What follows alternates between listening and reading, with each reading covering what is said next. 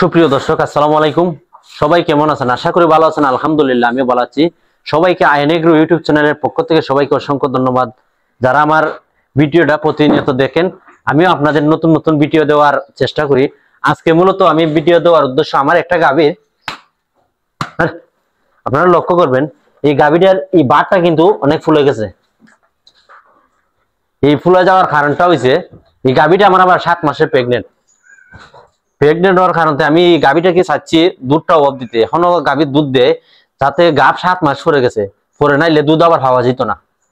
সেই জন্য আমি ধানের যে গুঁড়া, এই গুঁড়া খাওয়াই, এই গুঁড়া খাওয়াইয়া যাতে দুধটার চাপটা কম থাকে। কিন্তু সেজন্য দেখতেছি 4-5 দিন ধরে খাওয়াইতেছি, কিন্তু দুধের চাপটা থাকে ঠিকই। আমি 2-3 দিন দোয়ানের মানে 2 দিন আড়াই দোয়াইতাম, 3টা বান কিন্তু নিয়ন্ত্রণ চলে এসেছে।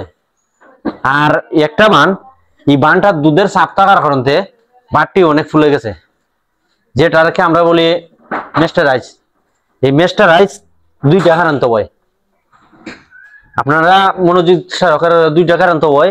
একটি কারণ হচ্ছে, গাভী যখন সকালবেলা দুহানো হয়, এই দুহানোর পর গাভীর বাটটা খোলা থাকে।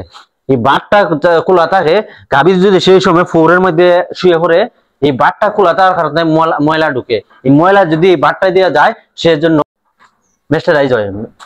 সেজন্য আমরা চিন্তা করি মানে দুহানোর পরই গাভীটাকে খাবার দিলে হয় কি, সে হার হয়ে থাকে।